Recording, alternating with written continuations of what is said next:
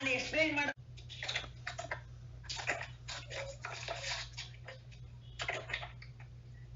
ಶ್ರೀ ಗುರುಭ್ಯೋ ನಮಃ.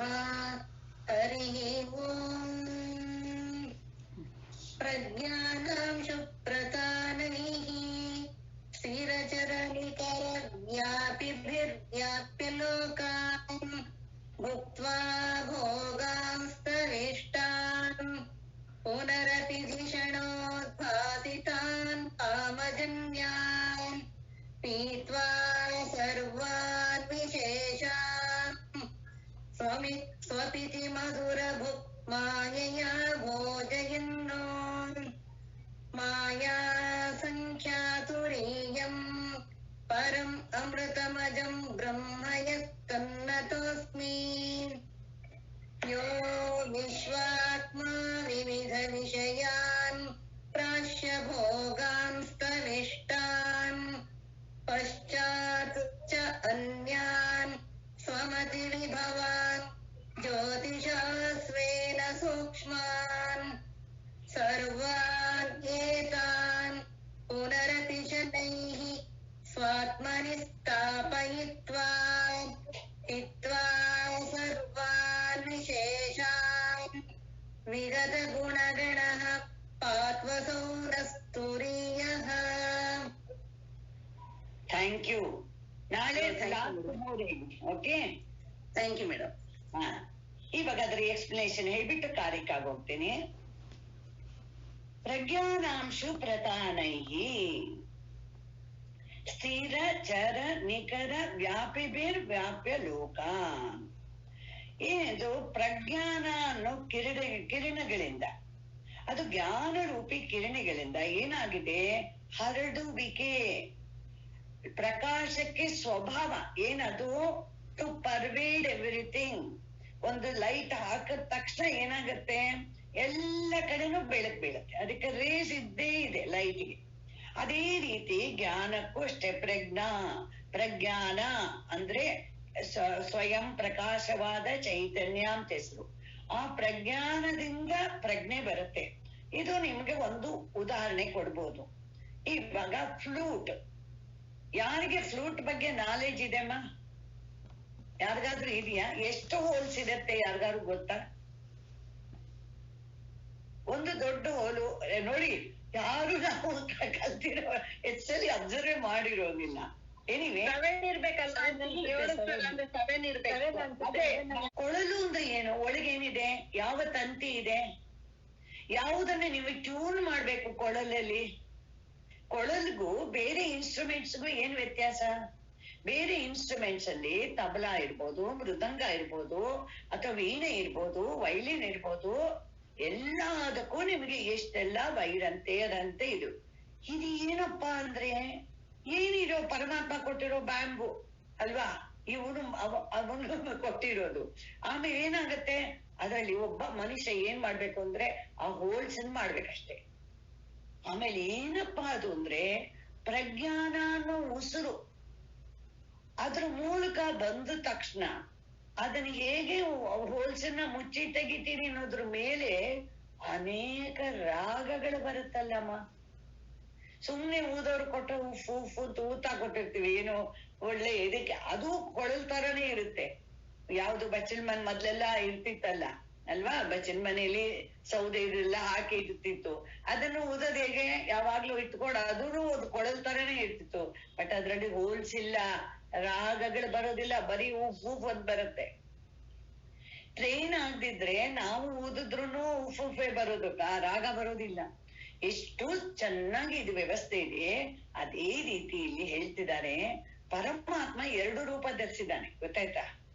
ಒಂದು ಪರಮಾತ್ಮನೇ ಪ್ರಜ್ಞಾನ, ಕೊಳಲು ಊದವನು. ಇನ್ನೊಂದು ಕೊಳಲು ಅವನೇ. 2 ರೂಪನೂ ಧರಿಸ್ಬಿಟ್ಟಿದ್ದಾನೆ.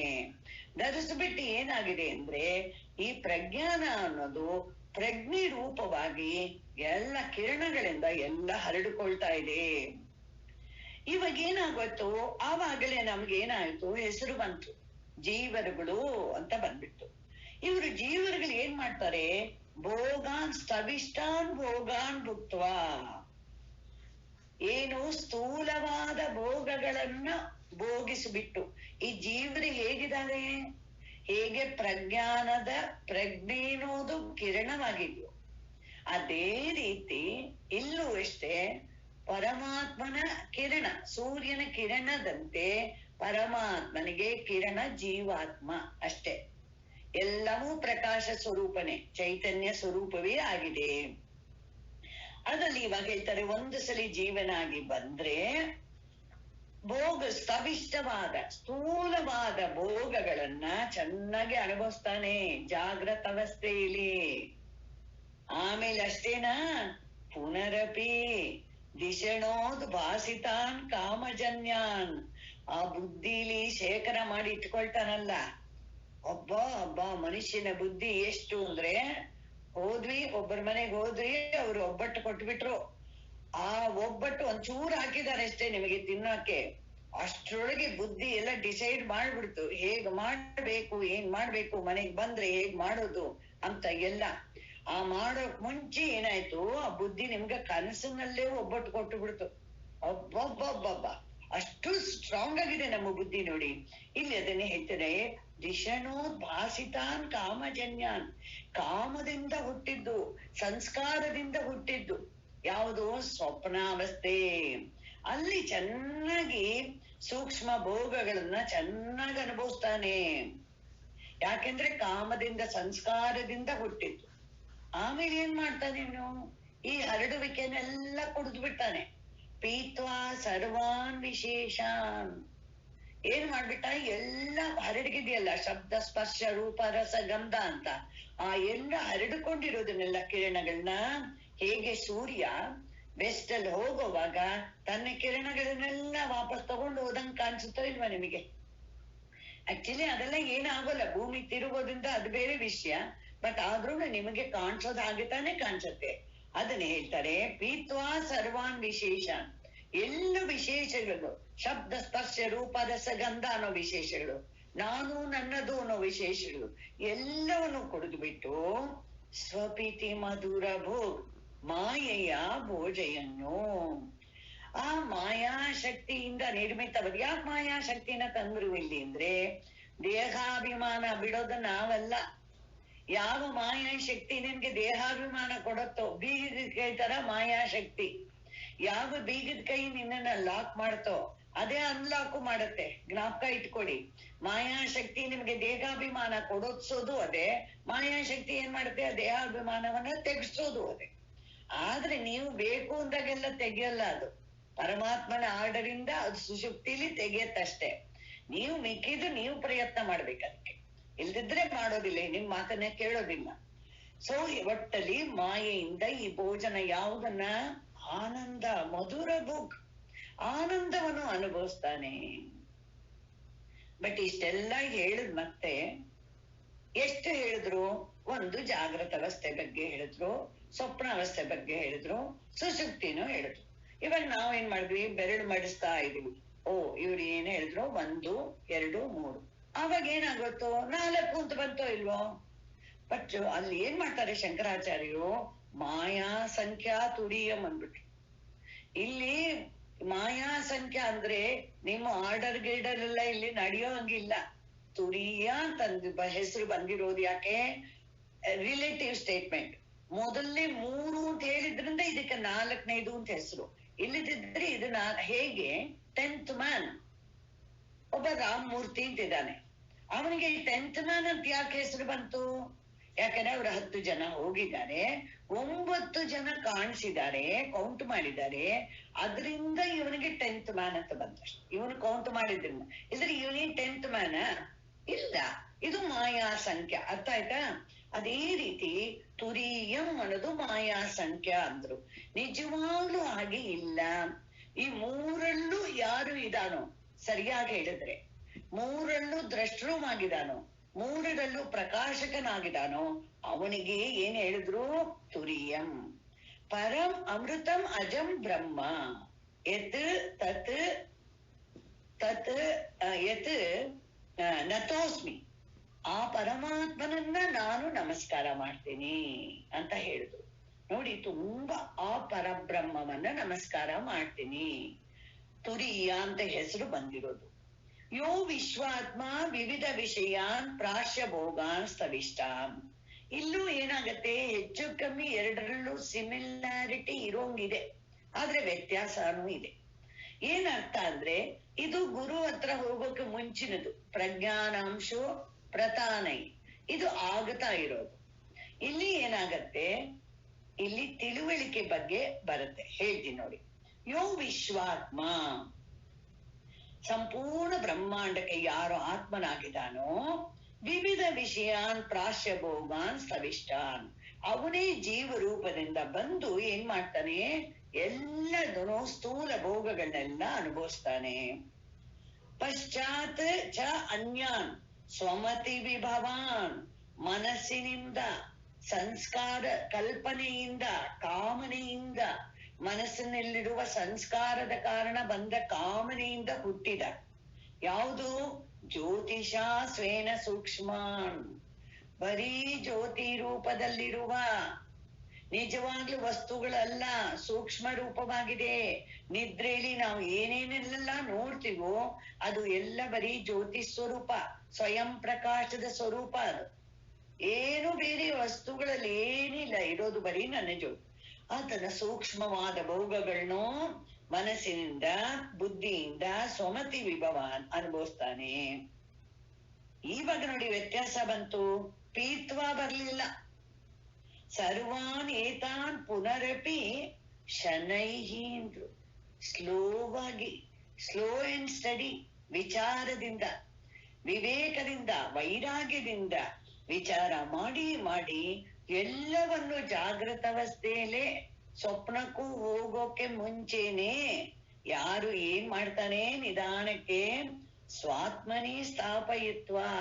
ಓಹೋ, ಇಲ್ಲಿ ಕಾಣಿಸ್ತಾ ಇರೋ ದೃಶ್ಯ ಎಲ್ಲ ದ್ರಷ್ಟೃವಿಗೆ ದೃಶ್ಯವಾಗಿದೆ, ಈ ದೃಶ್ಯ ಎಲ್ಲ ಬದಲಾವಣೆ ಆಗ್ತಿದೆ, ಈ ದೃಶ್ಯವೆಲ್ಲ ಯಾವುದು ನಾನಲ್ಲ, ನಾನು ದ್ರಷ್ಟೃವಾಗಿದ್ದೇನೆ ಅನ್ಬಿಟ್ಟು ಹಿತ್ವ ಸರ್ವಾನ್ ವಿಶೇಷ, ಎಲ್ಲದರಲ್ಲೂ ಸತ್ಯತ್ವ ಬುದ್ಧಿಯನ್ನ ಬಿಟ್ಟು, ಜಾಗೃತ ಅವಸ್ಥೆ ಪ್ರಪಂಚದಲ್ಲಿ, ಸ್ವಪ್ನಾವಸ್ಥೆ ಪ್ರಪಂಚದಲ್ಲಿ, ಈ ಒಂದು ಸುಷುಪ್ತಿಯಲ್ಲಿ ಕೂಡ, ಆನಂದದ ಭೋಗದಲ್ಲಿ ಕೂಡ ಅದು ದೃಶ್ಯವಾಗಿದೆ ಅಂತ ಬಿಟ್ಬಿಟ್ಟು, ವಿಗತ ಗುಣಗಣ ಪಾತ್ವ ಸೌನಸ್ತುರಿಯ, ಯಾರು ಯಾವ ಪರಮಾತ್ಮ ನಮ್ಮನ್ನ ರಕ್ಷೆ ಮಾಡ್ತಾ ಇದ್ದಾನೋ ಅವನು ನಮ್ಮನ್ನ ಕಾಪಾಡ್ಲಿ, ಮಾಡ್ತಾ ಇರೋವನೇ ಇವಾಗ್ಲೂ ನಮ್ಮನ್ನ ರಕ್ಷೆ ಮಾಡ್ಲಿ ಅಂತ ಇದು 2 ಮಂತ್ರ. ಸೊ ಆಮೇಲೆ ಪದ್ಮ ಅವರು ಓದ್ತಾರೆ, ಇದನ್ನ ಕಾರಿಕ ಮುಗಿದ್ ಮತ್ತೆ 3 ಅದನ್ನ ಹೇಳೋಣ ಅವಾಗ. ಇವತ್ತು 53, 54 ಏವಂ ನ ಚಿತ್ತಜ ಧರ್ಮಶ್ಚಿತ್ತಂ ವಾಪಿ ನ ಧರ್ಮಜಂ. ಕರೆಕ್ಟ್ ಆಗಿದ್ಯಾ? ಹೇವಂ ಹೇತು ಫಲ ಜಾತಿಂ, ಕರೆಕ್ಟ್ ಆಗಿದ್ಯಾ?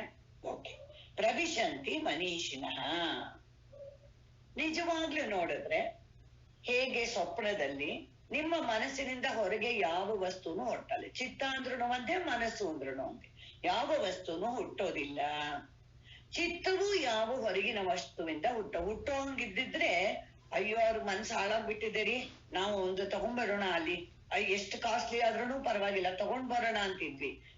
ಯಾವುದು ಹುಟ್ಟಲ್ಲ, ಹೊರಗಿನ ವಸ್ತುಗಳಿಂದ ಚಿತ್ತ ಹುಟ್ಟೋಕಾಗೋದಿಲ್ಲ. ಯಾಕೆ ಅಂದ್ರೆ ಎಲ್ಲ ತೋರುವ ವಸ್ತುಗಳನ್ನೇ ಹುಟ್ಟುತ್ತು ಅಂತ ಹೇಳೋದು.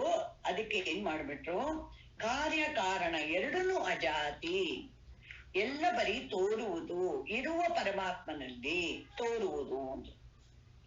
ಯಾವದ್ಹೇತು ಫಲಾವೇಶ ತಾವದ್ಹೇತು ಫಲೋದ್ಭವ, ಕ್ಷೀಣೆ ಹೇತು ಫಲಾವೇಶೆ ನಾಸ್ತಿ ಹೇತೋ ಫಲೋದ್ಭವ.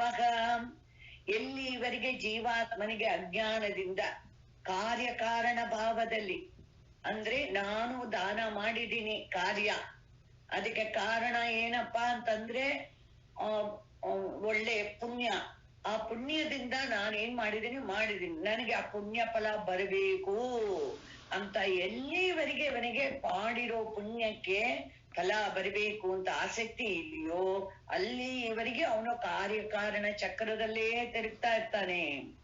ಯಾವತ್ತೂ ಅವನಿಗೆ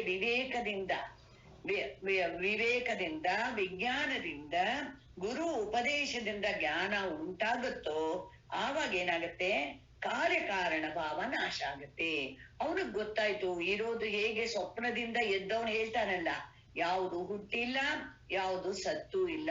ನಿಮ್ಗೆ ಸ್ವಪ್ನದಲ್ಲಿ ಕರೋನಾ ಬಗ್ಗೆ ಯೋಚನೆ ಆಗುತ್ತೋ, ನಿಮ್ಮನ್ನ ಒಂದು ಹಾಸ್ಪಿಟ್ಲಿಗೆ ಕರ್ಕೊಂಡು ಹೋಗಿದ್ದಾರೆ, ನಿಮ್ಗೆ ವ್ಯಾಕ್ಸಿನೇಷನ್ ಕೊಡಿಸ್ಬೇಕು ಅಂದ್ರೆ, ಅವಾಗ ನೋಡ್ತಿದ್ರ ನಿಮ್ ಎದುರಿಗೆ 4 ಜನ ಹುಷಾರಾಗಿ ಹೋದ್ರು, ಇನ್ನು 2 ಸತ್ತೋಗ್ಬಿಟ್ರು. ಎಚ್ಚರ ಆದ ತಕ್ಷಣ ಏನಾಯ್ತು, ಯಾರು ಸಾಯ್ಲೂ ಇಲ್ಲ, ಯಾರು ಹುಟ್ಟೂ ಇಲ್ಲ ಅಂತ ಆಯ್ತು. ಯಾವದೇತು ಫಲಾವೇಶಃ ಸಂಸಾರಸ್ತಾವದಾಯತಃ ಕ್ಷೀಣೇ ಹೇತು ಫಲಾವೇಶೇ ಸಂಸಾರಂ ನ ಪ್ರಪದ್ಯತೆ. ಎಲ್ಲಿವರೆಗೂ ಕಾರ್ಯಕಾರಣ ಭಾವ ಇತ್ತು, ಅದಕ್ಕೆ ನಮ್ಗೆ ಜಾಗೃತ ಅವಸ್ಥೆಯಲ್ಲಿ ದೀರ್ಘವಾಗಿ ಕಾಣಿಸೋದು, ಕಂಟಿನ್ಯೂಟಿ ಕಾಣಿಸ್ತಾ ಇರತ್ತೆ ಪ್ರಪಂಚದಲ್ಲಿ.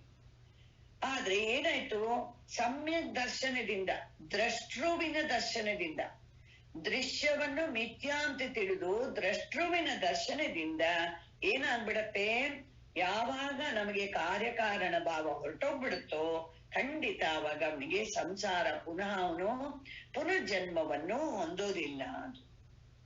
ಸಂವೃತ್ಯ ಜಾಯತೆ ಸರ್ವಂ ಶಾಶ್ವತಂ ನಾಸ್ತಿ ತೇನ ವೈ ಸದ್ಭಾವೇನ ಖಜಂ ಸರ್ವಂ ಉಚ್ಛೇದಸ್ತೇನ ನಾಸ್ತಿ ವೈ. ಎಲ್ಲ ಸಮೃದ್ಧಿಯಿಂದ ಹುಟ್ಟುತ್ತೆ. ಸಮೃದ್ಧಿ ಅಂದ್ರೇನು, ಅವಿದ್ಯೆಯಿಂದ ಆಗೋ ಲೌಕಿಕ ವ್ಯವಹಾರ, ನಾನು ನನ್ನದು, ನನ್ನ ಪರಿವಾರ, ನನ್ನ ಮನೆ, ನನ್ನ ರಾಷ್ಟ್ರ, ನಾನು, ಇದು ಶರೀರ, ಇದೆಲ್ಲದಕ್ಕೂ ಏನಾಯ್ತು ವ್ಯವಹಾರಕ್ಕೆ ಸಮೃದ್ಧಿ ಅಂತ ಹೇಳ್ತಾರೆ. ಇದ್ರಲ್ಲಿ ಯಾವುದು ಶಾಶ್ವತ ಇಲ್ಲ.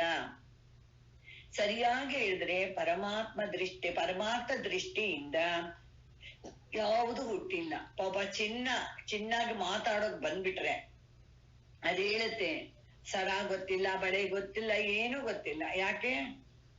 ಎಲ್ಲವೂ ಏನಾಗಿದೆ, ಬರೀ ಚಿನ್ನಾನೇ ನಾನಾಗಿದ್ದೀನಿ ಅನ್ನತ್ತೆ. ಅದೇ ರೀತಿ ಪರಮಾತ್ಮನೇ ಆಗಿದ್ದಾನೆ. ಧರ್ಮಾಯಾಗಿತಿ ಜಾಯಂತೆ ಜಾಯಂತೆ ತೇನ ತತ್ವತಃ ಜನ್ಮ ಮಾಯೋಪಮಂ ತೇಷಾಂ ಸಾಚ ಮಾಯಾನ ವಿದ್ಯತೆ. ಯಾರು ಹುಟ್ಟುತ್ತಾರೆ ಅಂತ ಅಂದ್ಕೊಂಡಿದ್ದಾರೋ ಅವರು ಪರಮಾತ್ಮ ದೃಷ್ಟಿಯಿಂದ ಹುಟ್ಟಿಲ್ಲ. ಸ್ವಪ್ನ ಕಾಲದಲ್ಲಿ ಹುಟ್ಟಿರೋ ಹಂಗೆ ಮಗ ಹುಟ್ಟುಬಿಟ್ಟು ನನ್ ಗಂಡು ಮಗುನೇ ಇರ್ಲಿಲ್ಲ ರೀ, ಏನು ನಮ್ಮಲ್ಲಿ ಯಾರಿಗೂ ಗಂಡ್ ಮಕ್ಳಿಲ್ಲ ಗೊತ್ತಾ, ನನಗೆ ಫಸ್ಟ್ ಏನ್ ಆನಂದನೋ ಆನಂದ, ಗಂಡು ಮಗು ಆಗ್ಬಿಟ್ಟಿದೆ, ಖುಷಿನೋ ಖುಷಿ. ಎಚ್ಚರ ಆದ್ ನೋಡಿದ್ರೆ ಹುಟ್ಟೇ ಇಲ್ಲ. ಗೊತ್ತಾಗತ್ತೋ ಇಲ್ವೋ? ಯಾವ್ದು ಹೇಗಾಯ್ತು, ಮಾಯೆಯಿಂದ ಜನ್ಮ ಆದಂಗ ಆಯ್ತೋ ಇಲ್ವೋ ಅಂದುಕೊಂಡಿರೋದ್ರಿಂದ ಅಷ್ಟೇ. ಇಲ್ಲೂ ಅಷ್ಟೇ, ಎಲ್ಲಾನು ಏನಾಗತ್ತೆ, ಎಲ್ಲ ಜೀವರುಗಳು ಸ್ವಯಂ ಪ್ರಕಾಶ ಸ್ವರೂಪರು. ಯಾವುದಕ್ಕೂ ಕಾರಣ ಇಲ್ದಿದ್ರು ಅದಕ್ಕೋಸ್ಕರ ಇವತ್ತು ಮನೆಗೆ ಹೋಗ್ಬಿಟ್ಟು ಅಯ್ಯೋ ನೀನ್ ತಾಯಿನೋ ಅಲ್ಲ ನಮ್ಮ ಮಗನೋ ಇದೆಲ್ಲ ಮಾಡ್ಬೇಕು ಅಂತ ಹೇಳ್ತಾನ. ದಯವಿಟ್ಟು ಆಗಲ್ಲ. ಇವಾಗ ತಾನೇ ಹೇಳಿದ್ವಿ, ಸಮಾಜ ಪರಿವಾರ ಪ್ರೀತಿ ಕೊಡುತ್ತೆ ಅಂತ. ಪರಿವಾರ ಚೆನ್ನಾಗ್ ಪ್ರೀತಿ ಕೊಡ್ಬೇಕು, ಸಮ್ಮಾನ ಕೊಡ್ಬೇಕು, ರಕ್ಷಣೆನೂ ಮಾಡ್ಬೇಕು, ಎಲ್ಲ ಸರಿಯಾಗಿ ಮಾಡ್ಬೇಕು ಕೆಲ್ಸವನ್ನ. ವೇದಾಂತ ಮಾತ್ರ ಅರ್ಥ ಮಾಡ್ಕೋಬೇಕು ಚೆನ್ನಾಗಿ. ಯಥಾ ಮಾಯಾಮಯಾ ಬೀಜಾತ್ ಜಾಯತೆ ತನ್ಮಯೋ ಅಂಕುರಃ ನಾಸೌ ನಿತ್ಯೋ ನ ಚೋಚ್ಛೇದಿ ತದ್ವದ್ಧರ್ಮೇಶು ಯೋಜನಾ. ಈ ಮಾಯಾಮಯವಾದ ಬೀಜದಿಂದ ಏನಾಗತ್ತೆ, ಮಾಯಾಮಯವಾದ ಮೊಳಕೆ ಹುಟ್ಟತ್ತೆ. ಸ್ವಪ್ನದಲ್ಲಿ ನಿಮಗೆ ಯಾರೋ ಬೀಜ ತಂದ್ಕೊಟ್ಬಿಟ್ರು, ತುಳಸಿ ಬೀಜ ರೀ ಆಂಟಿ ನೀವ್ ಕೇಳ್ತಾ ಇದ್ರಲ್ಲ ಅಂತ ತಂದ್ಕೊಟ್ಬಿಟ್ರು, ಹಾಕ್ಬಿಟ್ಟಿದೀನಿ. ಓ ಏನ್ ಚೆನ್ನಾಗ್ ಮೊಳಕೆ ಬಂದಿದೆ, ಖುಷಿಯಾಗಿದೆ, ತೋರಿಸ್ತಾ ಇದೀನಿ. ಅದ್ ಯಾವ್ದದು? ಬೀಜನೂ ಮಾಯಾಮಯವಾಗಿದೆ, ಮೊಳಕೆನೂ ಮಾಯವಾಗಿದೆ. ಅದ್ ಯಾವುದು ನಿತ್ಯ ಅಲ್ಲ. ಅದೇ ರೀತಿ ಎಲ್ಲ ಜೀವಾತ್ಮಗಳಿಗೆ ಹುಟ್ಟು ಸಾವು ಅನ್ನೋದು ಏನು?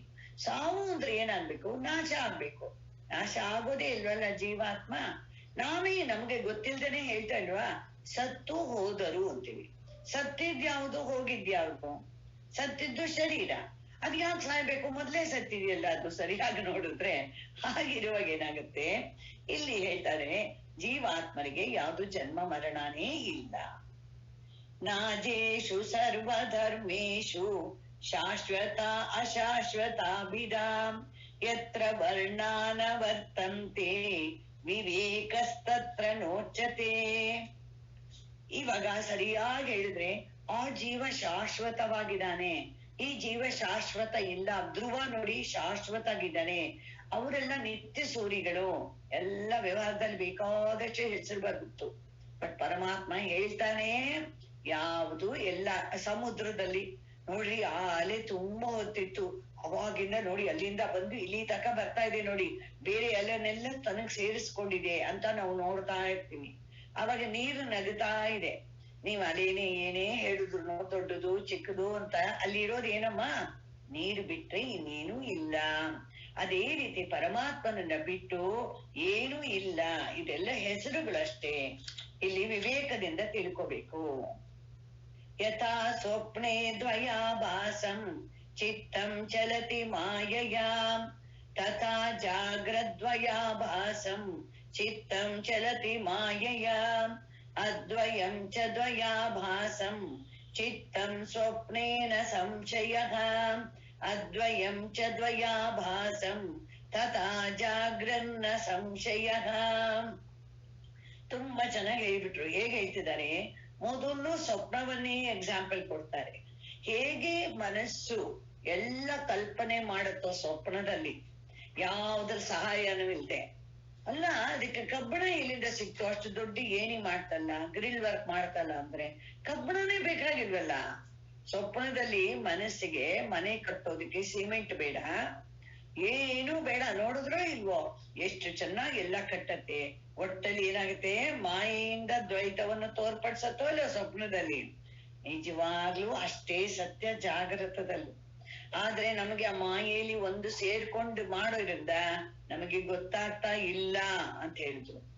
ಅದೇ ರೀತಿ ಏನಂತೂ ದ್ವಯಾಭಾಸಂ, ದ್ವೈತ ಇಲ್ಲ, ಎರಡು ಅಂತ ಇಲ್ಲ, ಇರುವುದು ಒಂದೇ. ತುಂಬಾ ಸರಿ ಸ್ವಾಮೀಜಿ ಹೇಳ್ತಿದ್ರು ನಮ್ಮನ್ನೆಲ್ಲ ಬೇಕಾದ್ರು ನೋಡಿ. ಇವತ್ತು ಸ್ವಾಮೀಜಿ ತಿರುಗು ಹಾಸ್ಪಿಟಲ್ ಇದ್ದಾರೆ, ಮಹೇಶ್ವರಾಂಜಿ. ಏನ್ ಮಾಡ್ಬೇಕು, ಪ್ರಾರ್ಥನೆ ಮಾಡ್ಬೇಕು, ದೇವ್ರೇ ಅವ್ರಿಗೆ ಹುಷಾರು ಮಾಡಪ್ಪ, ಹಾಸ್ಪಿಟ್ಲಿಗೆ ಸೇರಿಸ್ತಿದ್ದಾರೆ. ಅವ್ರು ಹೇಳ್ತಾ ಇದ್ರು ನಮ್ಗೆ, ಇವಾಗ ನನ್ನ ಕೈಯಲ್ಲಿ ಎಷ್ಟು ವಸ್ತು ಇದೆ ಅಂತ. ಒಬ್ಬೊಬ್ರು ಹೇಳ್ತಿದ್ರು ಎರಡು ಕೈಯು ಅವ್ರದೇ ತಾನೆ ಅಂತ, ಎರಡು ವಸ್ತು ಇದೆ. ಅವ್ರು ಕೇಳ್ತಿದ್ರು ಎರಡು ವಸ್ತು ಎಲ್ಲಿದೆ? ಇಲ್ಲಿ ಎರಡು ವಸ್ತು ಇದೆಯಾ, ಇಲ್ಲಿ ಎರಡು ವಸ್ತು ಇದೆಯಾ? ನಾವು ಯೋಚನೆ ಮಾಡ್ತಿದ್ವಿ, ಇಲ್ಲಿ ಎರಡು ವಸ್ತು ಹೇಳಕ್ಕಾಗಲ್ಲ, ಇಲ್ಲೂ ಎರಡು ವಸ್ತು ಹೇಳಕ್ಕಾಗಲ್ಲ. ಸರಿ, ಓಕೆ, ಹೀಗೆ ಹೇಳಿದ್ರೆ ಆವಾಗ್ಲೂ ಹೇಳಕ್ಕಾಗಲ್ಲ. ಎರಡು ಎಲ್ಲಿದೆ? ಇಲ್ಲಿದೆಯಾ, ಇಲ್ಲಿದೆಯಾ? ಇದ್ರಲ್ಲೂ ಒಂದು ಅಂತಾನೆ ಇರೋದು, ಇದ್ರಲ್ಲೂ ಒಂದು ಅಂತಾನೆ ಇರೋದು. ಎರಡು ಇಲ್ಲವೇ ಇಲ್ಲ. ಅದಕ್ಕೆ ನಿಮ್ಮ ಕಂಪ್ಯೂಟರ್ ಏನ್ ಮಾಡಿದಾರಂತೆ, 1 0 ಅದನ್ನ ತಾನೆ ತಗೊಂಡಿಬಿಟ್ಟಿದ್ದಾರೆ. ನೋಡಿದ್ಯಾ, ಎಲ್ಲ 1 1. ಆಮೇಲೆ ಇನ್ನೊಂದು ಹೇಳ್ತಿದ್ರು, ಮ್ಯಾಥಮ್ಯಾಟಿಕ್ಸ್ ಆಧಾರದ ಮೇಲೆ 27 ಯಾವುದ್ರ ಮೇಲೆ ನಿಂತಿದೆ? ಎಲ್ಲರೂ ಹೇಳಿದ್ರು 26 ಮೇಲೆ ನಿಂತಿದೆ ಅಂತ. 26 ಮೇಲೆ ನಿಂತಿದೆ ಅಂತಂದ್ರೆ ಹೇಗೆ? ಇಲ್ಲ, ಆ ಒಂದು ಹಾಕಿದ್ರೇನೆ 27 ಆಗೋದು. ಸೊ ಹಾಗಾದ್ರೆ ನಾನು ಒಂದ್ರ ಮೇಲೆ ನಿಂತಿದೆ ಅಂತ. ಪ್ರತಿ ಒಂದು ಒಂದ್ರ ಮೇಲೆ ನಿಂತಿದೆ, ಅದಕ್ಕೆ ಪರಮಾತ್ಮ ಅಂತ ಹೆಸರು. ಅವ್ರು ಒಟ್ಟಲ್ಲಿ ಹೇಳ್ತಾರೆ, ಜಾಗೃತನ ಸ್ವಪ್ನ ತರಾನೇ ನೋಡಿ. ಸೊ 63 ನಾಳೆ ಮಾಡೋಣ. ಇಲ್ಲಿವರೆಗೆ ಆಗಿದೆ. ಸ್ವಸ್ತಿ ಪ್ರಜಾಭ್ಯಾಂ ಪರಿಪಾಲಯಂತಾಂ ನ್ಯಾಯೇನ ಮಾರ್ಗೇಣ ಮಹೀಮಹೀಷಾಃ ಗೋಬ್ರಾಹ್ಮಣೇಭ್ಯಃ ಶುಭಮಸ್ತು ನಿತ್ಯಂ. ಲೋಕಾಃ ಸಮಸ್ತಾಃ ಸುಖಿನೋ ಭವಂತು.